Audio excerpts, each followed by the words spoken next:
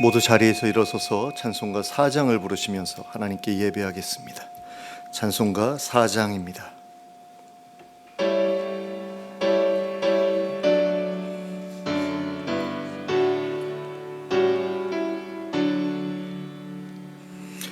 성부 성자와 성령 영원히 영광 받으옵소서. 태초로 지금까지 독일이 영원 무궁 성삼위께 영광. 아멘. 함께 기도하겠습니다. 사랑과 은혜가 풍성하신 하나님 아버지, 오늘 저에게 복된 주일을 허락하시고 이렇게 함께 모여 예배하게 하심을 감사합니다. 이 예배의 자리 하나님 찾아와 주시길 원합니다. 그리고 저희를 만나 주시길 원합니다. 그리고 저희를 새롭게 해주시길 원합니다. 하나님께서 주시는 힘으로 이 세상을 살아갈 수 있기를 원합니다. 하나님, 저희에게 성령님으로 함께하여 주셔서 저희에게 인도해 주시고 또 저희를 보호해 주시고 저희의 필요를 채워 주시옵소서. 그래서 세상에서 하나님의 영광을 드러내며 살아가는데 어려움 겪지 않도록 저희를 붙들어 주시옵소서. 예수 그리스도의 이름으로 기도하였습니다. 아멘.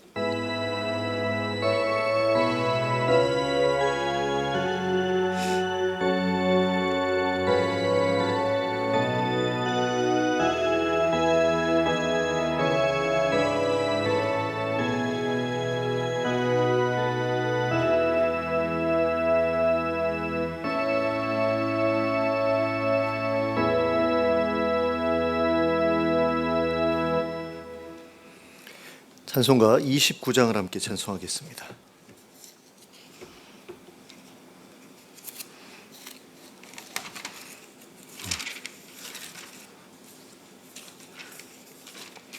찬송가 29장입니다.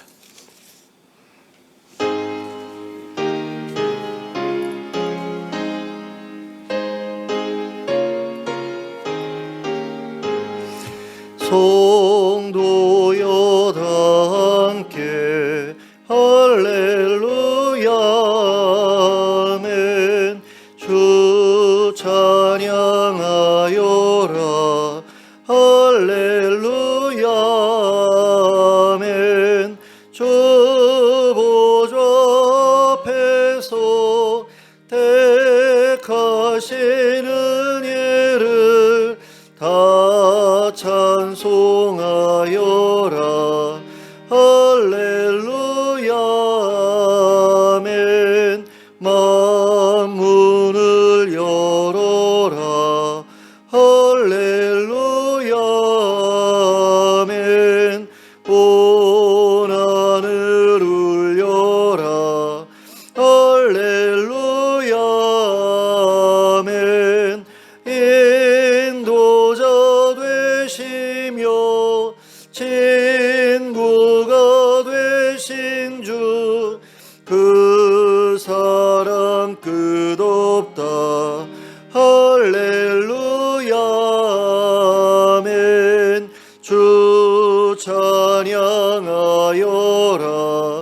할렐루야 아멘. 찬양은 끝없다 할렐루야 아멘. 거룩한 집에서 은총 기리며 늘 찬송 부르자 할렐루야 아멘. 교동문 67번을 함께 교독하시겠습니다. 교동문 67번 잠언 3장 말씀입니다.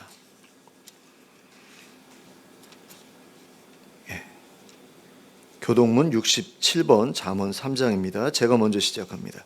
지혜를 얻은 자와 명철을 얻은 자는 복이 있나니 이는 지혜를 얻는 것이 은을 얻는 것보다 낫고 그 이익이 정금보다 나음이니라. 지혜는 진주보다 귀하니 내가 사모하는 모든 것으로도 이에 비교할 수 없도다. 그의 오른손에는 장수가 있고 그의 왼손에는 부귀가 있나니 그 길은 즐거운 길이요 그의 지름길은 다 평강이니라. 지혜는 그 얻은 자에게 생명나무라. 지혜를 가진 자는 복되도다. 여호와께서는 지혜로 땅에 터를 놓으셨으며 명철로 하늘을 견고히 세우셨고 그의 지식으로 깊은 바다를 갈라지게 하셨으며 공중에서 이슬이 내리게 하셨느니라. 내 아들아 완전한 지혜와 근신을 지키고 이것들이 내 눈 앞에서 떠나지 말게 하라. 대저 여호와는 내가 의지할 이시니라. 내 발을 지켜 걸리지 않게 하시리라. 아멘. 사도신경으로 우리의 신앙을 고백하겠습니다. 전능하사 천지를 만드신 하나님 아버지를 내가 믿사오며 그 외아들 우리 주 예수 그리스도를 믿사오니 이는 성령으로 잉태하사 동정녀 마리아에게 나시고 본디오 빌라도에게 고난을 받으사 십자가에 못 박혀 죽으시고 장사한 지 사흘 만에 죽은 자 가운데서 다시 살아나시며 하늘에 오르사 전능하신 하나님 우편에 앉아 계시다가 저리로서 산자와 죽은 자를 심판하러 오시리라. 성령을 믿사오며 거룩한 공회와 성도가 서로 교통하는 것과 죄를 사하여 주시는 것과 몸이 다시 사는 것과 영원히 사는 것을 믿사옵나이다. 아멘. 모두 자리에 앉으셔서 찬송가 607장을 부르시면서 하나님께 봉헌드리겠습니다. 찬송가 607장입니다.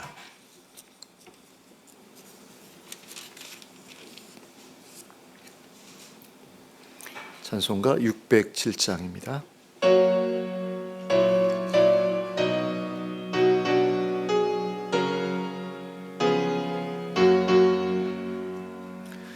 내 본향 가는 길 보이도다.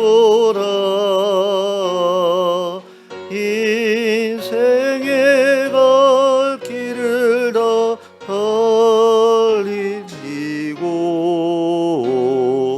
땅 위의 수고를 그치라 하시니 내 앞에 남은 일 오직 저 길 주 예수 예비한 저 새 집은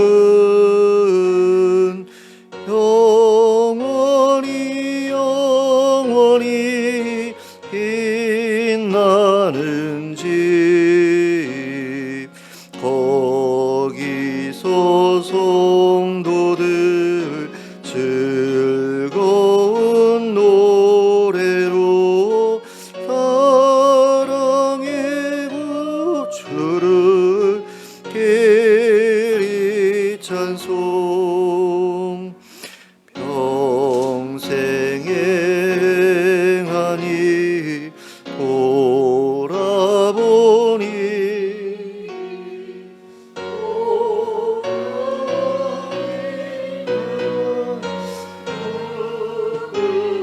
없네. 아버지 사랑이 날 용납하시고 생명의 면류관 주시리라. 아멘. 함께 기도하겠습니다.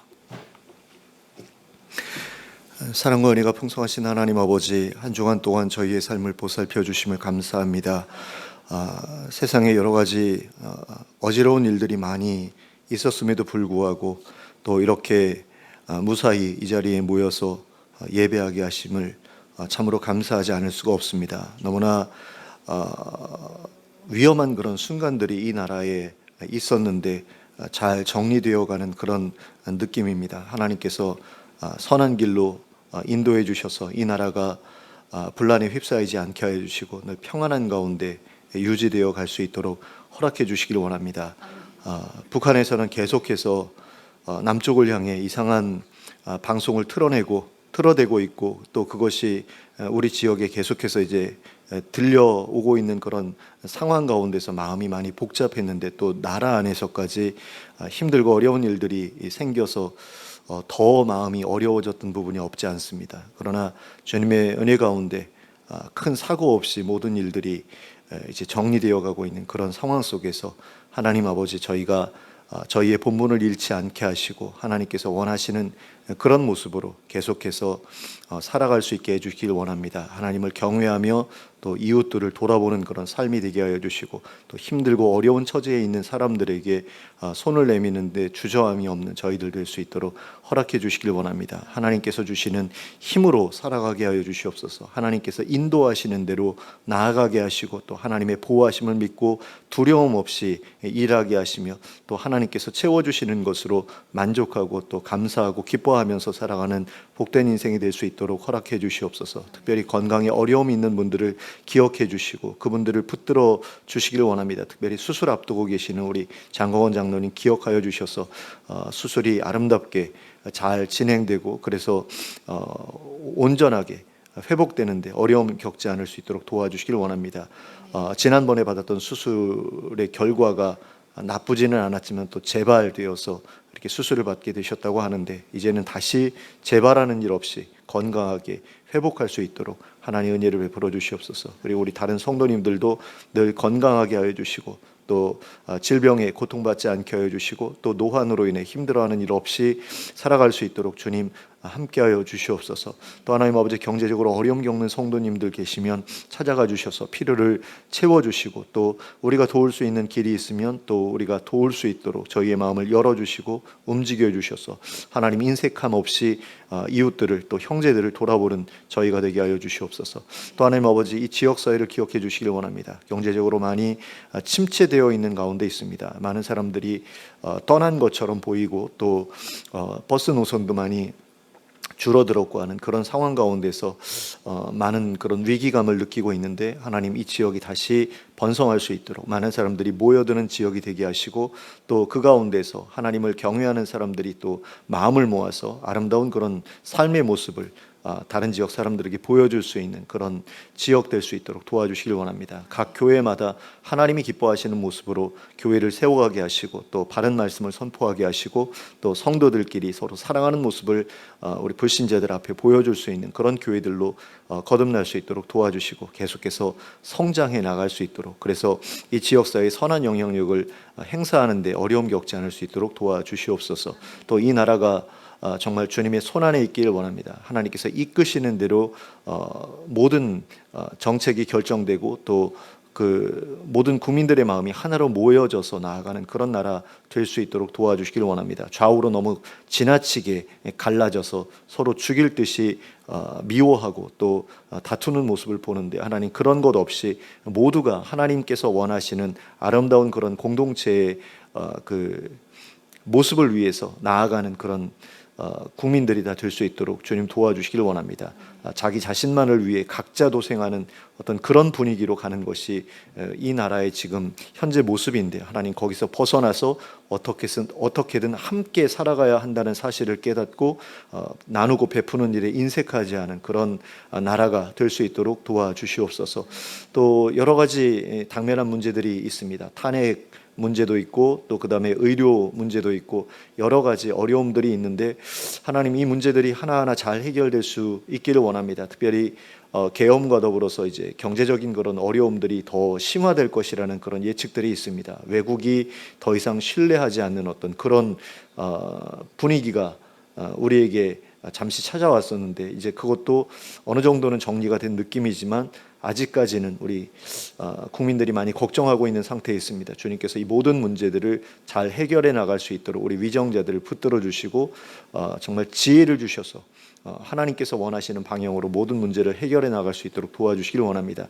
또 세계 여러 나라에서 벌어지고 있는 전쟁들 그리고 자연재해로 인한 많은 그런 사고들 이런 것들 하나님 기억해 주시고 또 잘 해결해 나갈 수 있도록 거기에도 지혜를 주시고 또 선한 도움의 손길을 하나님 허락하여 주시옵소서. 많은 선교사님들, 선교단체들, 또 NGO 단체들 그리고 봉사자들 기억해 주시고 그들의 수고를 통해서 많은 사람들이 도움을 얻게 하여 주시고 삶의 기회를 찾을 수 있도록 도와주시옵소서. 그래서 하나님을 만나고 하나님을 의지하는 가운데 모든 필요들이 또 채워지고 또 새로운 삶이 시작되는 그런 역사를 그들이 누릴 수 있도록 도와주시옵소서. 또 국내에서도 겨울을 맞아서 난방비로 고민하고 있고 고통받고 있는 우리 국민들을 좀 기억해 주시길 원하고 또 경제적인 어려움 때문에 먹을 것이 부족해서 힘들어하고 있는 분들도 하나님 기억해 주시길 원합니다. 이 나라의 빈부격차가 너무나 커져서 많은 이들이 하나님 좌절감을 가지고 살아가는 모습을 봅니다. 하나님 이 문제가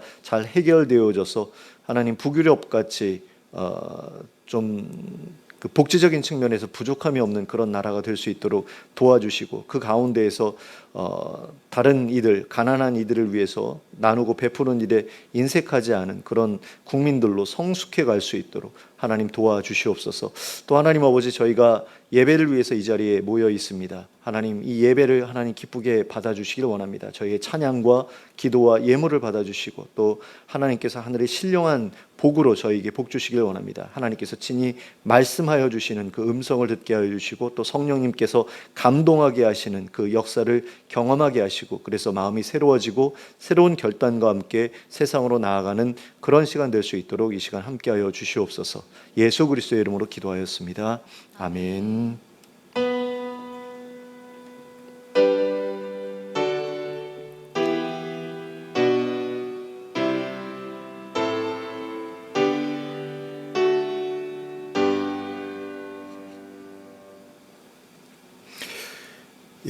교회 소식 말씀드리겠습니다. 금요 기도회 진행되고 있습니다. 함께 참여해 주셨으면 좋겠고요.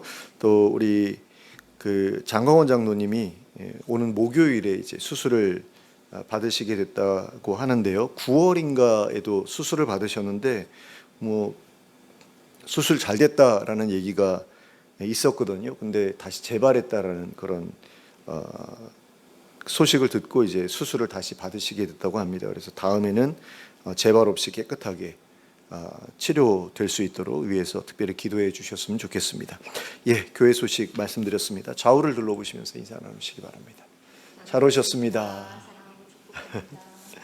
하나님의 말씀 함께 보시겠습니다. 사도행전 1장 3절부터 11절까지 말씀입니다.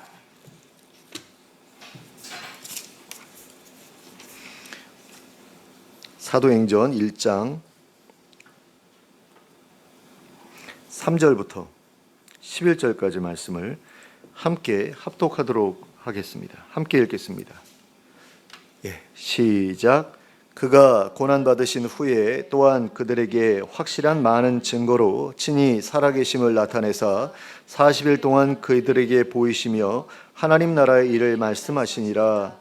사도와 함께 모이사 그들에게 분부하여 이르시되 예루살렘을 떠나지 말고 내게서 들은 바 아버지께서 약속하신 것을 기다리라. 요한은 물로 세례를 베풀었으나 너희는 몇 날이 못되어 성령으로 세례를 받으리라 하셨느니라. 그들이 모였을 때에 예수께서 여쭈어 이르되 주께서 이스라엘 나라를 회복하심이 이때니까 하니 이르시되 때와 시기는 아버지께서 자기의 권한에 두셨으니 너희가 알 바 아니요 오직 성령이 너희에게 임하시면 너희가 권능을 받고 예루살렘과 온 유대와 사마리아와 땅끝까지 이르러 내 증인이 되리라 하시니라. 이 말씀을 마치시고 그들이 보는데 올려져 가시니 구름이 그를 가리어 보이지 않게 하더라. 올라가실 때에 제자들이 자세히 하늘을 쳐다보고 있는데 흰옷 입은 두 사람이 그들 곁에 서서 이르되 갈릴리 사람들아 어찌하여 서서 하늘을 쳐다보느냐. 너희 가운데서 하늘로 올려지시니 예수는 하늘로 가심을 본 그대로 오시리라 하였느니라. 아멘. 십자가에서 죽으셨던 예수님께서 다시 살아나시자 제자들은 이제야 예수님께서 하나님 나라를 세우시겠구나 하고 생각했습니다. 그러나 예수님께서는 그들을 떠나 하나님 곁으로 돌아가셨습니다. 그러면 그 이유는 과연 무엇 때문이었을까요? 예수님께서 승천하신 첫 번째 이유는 예수님께서 이 땅에서 하셔야 했던 일들을 다 하셨기 때문이었습니다. 예수님께서는 십자가에서 다 이루었다라고 말씀하셨던 그대로 이 세상에서의 모든 일을 다 성취하고 죽음을 맞이하셨습니다. 그리고 다시 부활하셨습니다. 그리고 그 후에는 남겨질 제자들을 위해 당신의 죽음과 부활이 의미하는 바를 설명해 주시기 위해, 그리고 전에 가르쳐 주셨던 말씀을 다시 생각나게 기억나게 해 주시기 위해 40일 동안 제자들 곁에 머물러 계셨습니다. 그리고 40일이라는 시간을 통해 제자들에게 해 주고자 하셨던 일들도 모두 마무리 지으셨습니다. 나머지 일들은 예수님의 몫이 아니었습니다. 제자들이 감당해야 할 몫이었습니다. 예수님 자신에게 맡겨졌던 일들은 십자가의 죽음과 부활로서 완벽하게 끝이 났습니다. 그래서 원래 계셨던 곳으로 다시 돌아가신 것입니다. 예수님께서 승천하신 두 번째 이유는 하나님께로부터 하나님 나라의 왕권을 받으시기 위해서였습니다.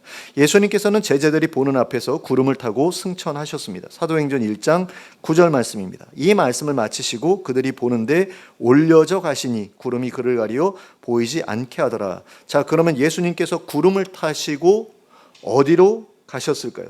바울이 말했던 3층천, 즉 세 번째 하늘로 올라가셨습니다. 하나님의 보좌 곁으로 가신 것입니다. 그러면 예수님께서 세 번째 하늘에 도착하신 뒤에는 무슨 일을 하셨을까요? 그 내용이 다니엘서 7장 13절과 14절 말씀에 예언되어 있습니다.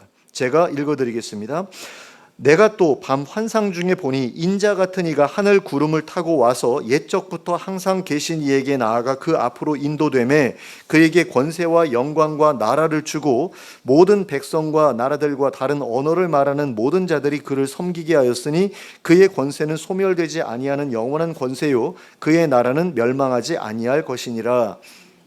자, 여기에서 말씀하고 있는 인자와 같은 이가 누구지요? 바로 예수 그리스도시죠. 그런데 그분이 하늘 구름을 타고 와서 옛적부터 항상 계신 이의 앞으로 인도되었다라고 하였습니다. 그러면 옛적부터 항상 계신 이는 누굽니까? 바로 하나님이시죠. 그런데 그분 앞으로 누가 나오죠? 인자 같은 이 예수 그리스도께서 나오시죠. 그러면 그분은 어디에서 오신 겁니까? 감람산에서 구름을 타고 승천해서 오신 거죠. 그러니까 이게 서로 이렇게 연결이 되는 겁니다. 사도행전 1장 9절 말씀하고 또 다니엘서 7장 13절 14절 말씀하고 이런 식으로 연결이 되는 거예요. 구름을 타고 감람산에서 이제 올라가서 하늘로 올라가서 하나님 앞으로 인도되셨다라는 겁니다. 그리고 그때에 하나님께서는 그분에게 권세와 영광과 나라를 주셨다고 하였습니다. 그리고 모든 백성과 나라들과 다른 언어를 말하는 모든 사람들이 그분을 섬기게 하셨다고 했어요. 그러니까 예수님께서 이 땅에서의 사역을 마치시고 부활하시고 승천하신 다음에 하나님께서 예수님을 왕위에 올려놓으셨다라는 거죠.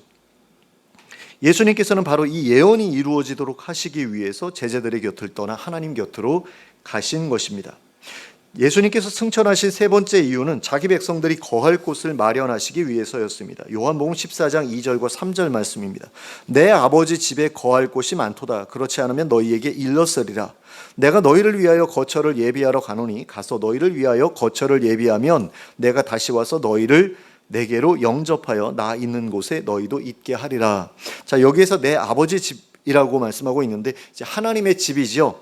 그럼 하나님의 집은 얼마나 클까라고 했을 때 뭐 말도 할 수 없을 정도로 크겠죠. 그래서 하나님이 계시는 지역 전체를 하나님의 집으로 표현하신 것으로 이해할 수 있습니다. 그래서 영어 성경을 보면 나의 아버지의 집 그대로 My Father's House라고 그렇게 번역을 해놓고 있어요. 하우스라고 번역을 하고 있습니다. 그렇다고 해가지고 우리가 살고 있는 이런 조그만 집을 얘기하는 게 아니라 그 하나님 계시는 지역 전체를 가리킨다라고 보는 게 맞겠죠. 근데 왜 그렇게 봐야 되냐면 그 아버지 집에 거할 곳이 많도다라고 했을 때 그 거할 곳이라는 곳을 뭐라고 번역을 했냐면 NIV 성경에서는 룸스라고 번역을 했어요. 방들이라고 번역을 했습니다. 그러니까 이거는 하나님의 집이 이렇게 진짜로 집 어떤 주택인 것처럼 그렇게 묘사를 한 것으로 이해할 수 있는데 킹제임스 버전 성경을 보면 맨션이라고 번역이 돼 있어요. 그러니까 주택이라는 뜻이거든요. 건물 뭐 이런 뜻입니다. 그러니까 하나님의 집 안에 건물이 있다 그러면 좀 이상하잖아요. 그러니까 좀 넓은 어떤 개념으로 하나님의 집은 하나님이 계시는 그 지역 전체를 가리키는 것이면 이제 거할 곳은 어떤 건물을 가리키는 것으로 그렇게 볼 수 있겠다라는 겁니다. 그러면 이제 거처는 뭐냐? 예수님께서는 거처를 예비하러 가셨다라고 그렇게 말씀하고 있는데요. 그 거처라는 단어를 영어 성경에서는 place라고 번역하고 있습니다. 그러니까 장소라는 것이에요. 그러니까 굉장히 좁은 어떤 그런 곳을 이야기하는 것처럼 느껴지고요. 또 누가복음 14장 22절에서 이 단어를 뭐라고 번역하고 있냐면 좌석의 의미로 번역을 하고 있습니다. 그러니까 앉아 있을 자리. 그래서 어떤 왕이 이제 잔치를 벌이잖아요. 근데 초대했던 사람들이 안 오지 않습니까? 그랬더니 그 종이 가가지고 주인한테 가가지고 자리가 많이 비어 있습니다라고 이야기를 해요. 빈 자리가 많습니다. 할 때 그 빈 자리가 바로 이 단어가 거처라는 단어가 쓰여졌다라는 거죠. 그러니까 거처라는 것은 굉장히 좁은 어떤 의미의 장소를 의미하는 것으로 그렇게 이해할 수 있습니다. 그래서 예수님의 이 말씀은 하나님의 집에는 거할 곳이 많지만 막상 가서 자리를 잡고 살려면 준비가 더 필요하다. 그러니 내가 먼저 그곳에 가서 너희가 살아갈 곳을 준비해 놓겠다. 이렇게 말씀하신 것으로 이해할 수 있겠습니다. 그리고 그 준비가 끝나면 다시 오셔서 제자들을 그곳에 데려가겠다고 하셨습니다. 그래서 자신이 있는 곳에 그들도 함께 있게 하겠다고 하셨습니다. 그러니까 재림을 약속하신 것입니다. 예수님께서 승천하신 네 번째 이유는 성령님을 보내주시기 위해서였습니다. 예수님께서 하늘로 올라가지 않으시면 성령님께서 오실 수 없으시기 때문입니다. 자, 요한복음 16장 7절 말씀입니다. 그러나 내가 너희에게 실상을 말하노니 내가 떠나가는 것이 너희에게 유익이라. 내가 떠나가지 아니하면 보혜사가 너희에게로 오시지 아니할 것이요 가면 내가 그를 너희에게로 보내리니. 자, 왜 예수님께서는 하나님 곁으로 가시지 않으면 보혜사이신 성령님께서 세상에 오실 수 없다라고 말씀하신 것일까요? 예수님께서 이 땅에 계시면 성령님께서는 예수님을 떠나 다른 사람들에게로 가실 수가 없으시기 때문입니다. 그러니까 예수님께서 이 땅에서 사역하시는 동안에는 성령님께서 예수님과 함께 하셔야만 하는 거예요. 그래야지 예수님이 죄를 짓지 않고 예수님께서 능력과 권세를 가지고 하나님 나라의 그런 표징을 많은 사람들에게 보여줄 수 있고 하는 어떤 그런 일들이 다 성령님과 연결되어 있기 때문에 만약 성령님께서 함께하지 않으셨으면 예수님께서 하나님의 아들로서의 일을 감당하실 수가 없는 거죠. 그래서 예수님께서 하나님 곁으로 모든 일을 마치고 가셔야만 성령님께서 자유롭게 이 땅에 오셔서 여러 사람들과 함께 하실 수 있으시기 때문에 내가 가야만 성령님께서 너희에게 오실 수 있다라고 말씀하신 겁니다. 그러면 왜 예수님께서는 당신의 백성들에게 성령님을 보내주시려고 하셨던 것일까요? 당신의 백성들을 하나님의 백성답게 준비시키고자 하셨기 때문입니다. 요한복음 16장 13절 말씀입니다. 그러나 진리의 성령이 오시면 그가 너희를 모든 진리 가운데로 인도하시리니 그가 스스로 말하지 않고 오직 들은 것을 말하며 장래의 일을 너희에게 알리시리라. 자, 지금까지 예수님께서 그러셨던 것처럼 성령님께서도 제자들을 모든 진리 가운데로 인도하실 것이라고 하셨습니다. 그런데 예수님께서 이 땅에 계시는 동안에는 오직 예수님 곁에 있었던 소수의 제자들만 진리 가운데 인도를 받았잖아요. 예수님께서 제자들을 진리 가운데 인도하셨기 때문에 예수님 주변에 와야지만 그렇게 인도를 받을 수 있었는데 이제는 예수님 가신 다음에는 더 많은 제자들이 이제 생겨날 것 아닙니까? 그러면 그 사람들은 누가 진리 가운데로 인도하죠? 성령님께서 그 일을 하셔야 되는 겁니다. 근데 예수님께서는 몸으로 육체로 오셨기 때문에 주변에 있는 사람들밖에 돌볼 수 없었다면 성령님께서는 영으로 오시기 때문에 세상에 있는 모든 사람들에게 가서 그들과 함께 하시면서 그들을 진리 가운데로 인도해 주실 수가 있으신 거죠. 그러므로 성령님께서 이 땅에 오시는 일은 하나님의 인도하심을 필요로 하는 하나님의 백성들에게 있어서 너무나도 중요한 일이었습니다. 바로 그 일을 이루시기 위해서 예수님께서 하나님께로 올라가신 것입니다. 그러니까 우리에게 성령을 보내주시기 위해서 올라가셨다라는 겁니다. 그리고 예수님께서는 하늘로 올라가실 때에 제자들에게 세 가지 명령을 남겨주셨습니다. 예수님께서 세상에 다시 오실 때까지 지켜야 할 그런 명령이었습니다. 예수님께서 승천하시면서 제자들에게 남겨주신 첫 번째 명령은 성령님을 받기까지 예루살렘을 떠나지 말고 모여서 기도하라는 것이었습니다. 누가복음 24장 49절 말씀입니다. 볼지어다 내가 내 아버지께서 약속하신 것을 너희에게 보내리니 너희는 위로부터 능력으로 입혀질 때까지 이 성에 머물라 하시니라. 자, 내 아버지께서 약속하신 것, 하나님께서 약속하신 것이 무엇입니까? 바로 성령님이죠. 그리고 성령님께서 임하시면 위로부터 능력으로 입혀지게 된다고 하셨습니다. 그리고 그 능력으로 입혀지게 되면 예수 그리스도의 증인이 된다고 하셨습니다. 사도행전 1장 8절 말씀입니다. 오직 성령이 너희에게 임하시면 너희가 권능을 받고 예루살렘과 온 유대와 사마리아와 땅끝까지 이르러 내 증인이 되리라 하시니라. 자, 그런데 제자들이 그저 예루살렘에 머물러 있기만 하면 저절로 성령님을 받을 수 있게 되는 게 아니죠. 그들은 그곳에 머물러 있으면서 기도해야 했습니다. 그리고 그들이 한 곳에 모여서 마음을 모아 간절히 기도했을 때 성령님께서 그들에게 임하셨습니다. 그리고 권능도 부어주셨습니다. 그래서 그들은 복음의 증인이 될 수 있었습니다. 예수님께서 승천하시면서 제자들에게 남겨주신 두 번째 명령은 복음을 전하라는 것이었습니다. 성령님을 받게 되면 권능도 받기 마련인데 권능을 받았다고 해서 저절로 예수 그리스도의 증인이 되는 것은 아니었습니다. 복음을 전해야만 예수 그리스도의 증인이 될 수 있었습니다. 그러므로 예수님께서는 제자들에게 복음을 전하라는 명령도 함께 주셨습니다. 그러니까 처음에는 성령 받으라고 하셨죠. 성령 받아라. 그래서 권능도 함께 받아라. 그 다음에 두 번째로는 그거 가지고 복음의 증인이 되라. 복음을 전해라. 이렇게 말씀을 하셨죠. 마가복음 16장 15절 말씀입니다. 또 이르시되 너희는 온 천하에 다니며 만민에게 복음을 전파하라. 자, 온 천하에 다니며 라고 말씀을 하셨습니다. 지역적인 제한을 두지 말라는 겁니다. 예수님께서는 유대와 갈릴리에서만 사역하셨습니다. 하나님께서 그 경계 안에서만 사역하라고 하셨기 때문이었습니다. 그러나 예수님의 제자들에게는 그런 제한이 없었습니다. 온 천하가 그들의 사역지였습니다. 그리고 만민에게 복음을 전파하라고 하셨습니다. 출신 성분이나 빈부 귀천을 따지지 말고 모든 사람들에게 복음을 전해야 한다고 하신 것입니다. 복음은 누구에게나 전해져야 한다라는 겁니다. 흉악한 살인범에게도 또 혐오스러운 성범죄자들에게도 복음은 전해져야 한다라는 거죠. 그러면 복음은 무엇입니까? 좋은 소식, 복된 소식이죠. 그러면 무슨 소식이 도대체 좋은 소식일까요? 첫째는 하나님께서 우리를 사랑하신다는 소식입니다.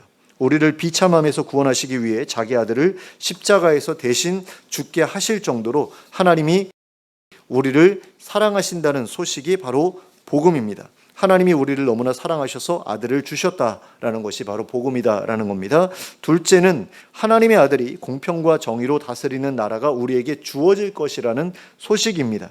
하나님께서 우리에게 하나님 나라를 주실 것이라는 소식이 바로 복음이다라는 겁니다. 이 형편없는 세상 나라에서 벗어나 예수 그리스도께서 공평과 정의로 다스리시는 새로운 나라에서 살아가게 해주실 것이라는 소식이 바로 복음이라는 것입니다. 우리는 이 복음을 믿어야 하고 또 이 복음을 다른 사람들에게 전해야만 합니다. 예수님께서 승천하시면서 제자들에게 남겨주신 세 번째 명령은 사람들로 하여금 제자를 삼으라는 것이었습니다. 마태복음 28장 18절부터 20절까지의 말씀입니다. 예수께서 나와 말씀하여 이르시되 하늘과 땅의 모든 권세를 내게 주셨으니 그러므로 너희는 가서 모든 민족을 제자로 삼아 아버지와 아들과 성령의 이름으로 세례를 베풀고 내가 너희에게 분부한 모든 것을 가르쳐 지키게 하라. 볼지어다 내가 세상 끝날까지 너희와 항상 함께 있으리라 하시니라. 자, 여기에서 말씀하고 있는 것처럼 복음을 전했으면 세례를 주어서 교회의 일원으로 받아들여야 합니다. 그리고 오래 믿은 사람들이 새로 믿은 사람들에게 예수님께서 분부하신 것들을 가르쳐 주어야 합니다. 그리고 새로 믿은 사람들은 물론이고 오래 믿은 사람들도 계속해서 예수님의 말씀을 배워가야 합니다. 그래서 그 말씀을 지키는 데까지 이르러야 합니다. 말씀을 깊이 아는 것보다도 배워서 알게 된 그대로 살아가는 것이 더 중요한 일이기 때문입니다. 하나님 나라에 대해서 더 잘 안다고 해서 자동적으로 하나님 나라에 들어가게 되는 것이 아닙니다. 하나님 나라 백성으로 준비된 사람만이 하나님 나라에 들어갈 수 있습니다. 그러므로 배워서 알게 된 것으로 만족하지 마시기 바랍니다. 배워서 알게 된 것을 반드시 실천하며 살아가려는 노력을 하시기를 부탁드립니다. 자, 이제 말씀을 맺겠습니다. 예수님께서는 당신의 백성들을 구원하시기 위해 자신에게 맡겨진 이 땅에서의 사역을 다 마치시고 하나님 나라로 돌아가셨습니다. 하나님께서 미리 약속하신 대로 영원한 권세, 영원한 나라를 받으시기 위해 하나님 나라로 가셨습니다. 또한 그분은 자기 백성들이 거할 처소를 마련하기 위해, 그리고 자기 백성들에게 성령님을 보내주시기 위해 하나님 곁으로 가셨습니다. 그리고 그곳에서 우리의 거처를 마련하신 후에는 우리를 데리러 이 땅에 다시 오실 것입니다. 그런데 예수님께서는 이 땅을 떠나시기에 앞서 그때가 이르기까지 우리가 해야 할 일들에 대해 세 가지 명령을 주셨습니다. 첫 번째 명령은 성령님을 받으라는 것이었고, 또 두 번째 명령은 복음을 전하라는 것이었고, 세 번째 명령은 제자를 삼으라는 것이었습니다. 자, 이런 내용을 단 하나의 문장으로 이제 정리를 하면 어떻게 말할 수 있느냐? 예수님께서는 하늘에서 우리가 거할 처소를 마련하고 계시니 우리도 하나님께서 거하실 만한 처소로 준비되어 가야 한다. 그래서 이 앞에서 말씀드린 것은 예수님께서 이제 승천하신 그런 이유라고 한다면, 뒤의 것은 예수님께서 우리에게 세 가지 명령을 주신 이유라고 그렇게 말할 수 있을 겁니다. 왜 하나님 곁으로 가셨느냐? 하늘에서 우리 거할 처소를 마련하기 위해서. 그러면 우리는 이 땅에서 무엇을 하면서 기다려야 되느냐? 하나님께서 거하실 만한 처소로 준비되어 가면서 기다려야 한다라는 거죠. 에베소서 2장 22절은 이렇게 말씀하고 있습니다. 너희도 성령 안에서 하나님이 거하실 처소가 되기 위하여 그리스도 예수 안에서 함께 지어져 가느니라. 자, 예수님께서 우리를 위한 처소를 예비하고 있는 것처럼 우리도 하나님을 위한 처소로 준비되어 가고 있다라는 거죠. 왜요? 우리가 준비를 하고 있기 때문에 준비되어 가는 거죠. 우리가 준비하지 않는데도 저절로 준비되어 가는 게 아니거든요. 물론 하나님께서도 우리를 준비시키시기 위해서 성령님 보내주시고 여러 가지 역사를 우리 가운데서 일으키고 계시지만 우리도 준비해 나가야 된다는 겁니다. 적극적으로. 자, 그래서 그 처소들이 서로 간에 완전하게 준비되면 그때 예수님께서 이 땅에 임하실 것이다 라는 겁니다. 그리하여 하늘에 속한 모든 것과 땅에 속한 모든 것이 예수 그리스도 안에서 하나가 되게 하실 것입니다. 에베소서 1장 9절 10절 말씀입니다. 그 뜻의 비밀을 우리에게 알리신 것이요 그의 기뻐하심을 따라 그리스도 안에서 때가 찬 경륜을 위하여 예정하신 것이니 하늘에 있는 것이나 땅에 있는 것이 다 그리스도 안에서 통일되게 하려 하심이라. 그러니까 하나님의 경륜, 하나님의 계획은 무엇이냐? 하늘에 있는 것이나 땅에 있는 것이 다 그리스도 안에서 통일되게 하는 것이다 라는 겁니다. 하나님의 나라와 이 땅이 하나가 되게 하시는 것입니다. 우리의 처소와 하나님의 처소가 하나가 되게 하시는 것입니다. 우리가 하나님 나라에 들어가 거하고 하나님께서도 우리 가운데 들어와 거하게 되시는 것입니다. 그러므로 그 날이 속히 임하기를 기다리는 가운데 자신을 하나님의 처소로 잘 준비해 나가는 우리 모두가 될 수 있기를 예수 그리스도의 이름으로 축원합니다. 함께 기도하겠습니다. 사랑의 하나님 아버지, 예수님께서 왜 우리와 함께 영원히 이 땅에 머무르지 않으시고 왜 하나님 나라로 다시 돌아가셔야 했는지 살펴보았습니다. 그 이유에 대해서 우리가 말씀으로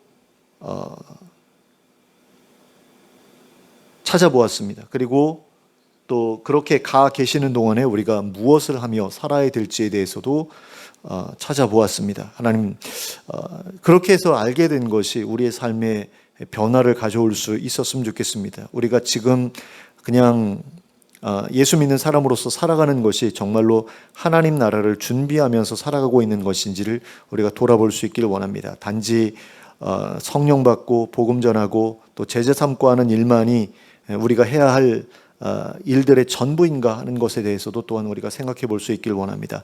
하나님 나라에서 이제 살아가게 되면 하나님의 백성답게 살아가야 되는데 과연 지금의 내 모습이 하나님의 백성다운 모습인지를 돌아보게 하시고 또 부족한 것이 있으면 반성하게 하시고 또 채워나갈 수 있도록 인도하여 주시길 원합니다. 그래서 예수님께서 우리의 거처를 마련하시는 동안에 우리도 하나님의 거처로서 잘 준비될 수 있기를 원합니다. 거룩하고 정결한 자가 되어서 성령님께서 거하시기에 부족함이 없는 사람들로 다 변화되게 하시고 더 성숙하게 하시고 그럼으로써 늘 성령으로 충만한 가운데 하나님의 영광을 세상에 보여주기에 부족함 없는 저희들 될 수 있도록 도와주시옵소서. 이 땅에서 살아가는 동안에 예수님처럼 살아갈 수 있게 해주시고 그 아름다운 모습을 통해서 많은 사람들이 하나님께로 돌아오는 것도 보게 하여 주시기를 원합니다. 그래서 내가 사랑하는 사람들이, 내가 사랑하는 이웃들이 나와 함께 하나님 나라 백성으로 영원히 함께 살아갈 그날을 소망하게 하시고 그것을 기대하면서 잘 준비해 나가는 저희 모두가 될 수 있도록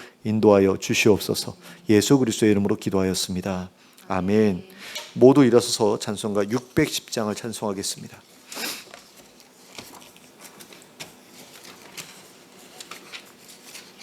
찬송가 610장입니다.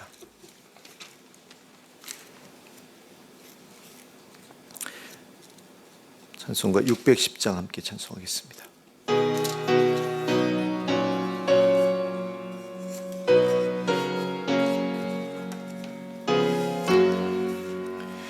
고생과 수고가 다 지난 후 광명한 천국에 편히 쉴 때 주님을 모시고 나 살리니 영원히 빛나는 영광일세 영광일세 영광일세 내가 누릴 영광일세 은혜로 주 얼굴 배움나니 지극한 영광 내 영광일세 주님의 한없는 은혜로서 예비한 그 집에 나 이르러 거기서 주님을 배우는 곳 영원히 빛나는 영광일세 영광일세 영광일세 내가 누릴 영광일세 은혜로 주 얼굴 배움나니 지극한 영광 내 영광일세 앞서간 친구들 만나볼 때 기쁨이 내 맘에 차련히 와 주께서 날 맞아 주시리니 영원히 빛나는 영광일세 영광일세 영광일세 내가 누릴 영광일세 은혜로 주 얼굴 배움나니 지극한 영광 내 영광일세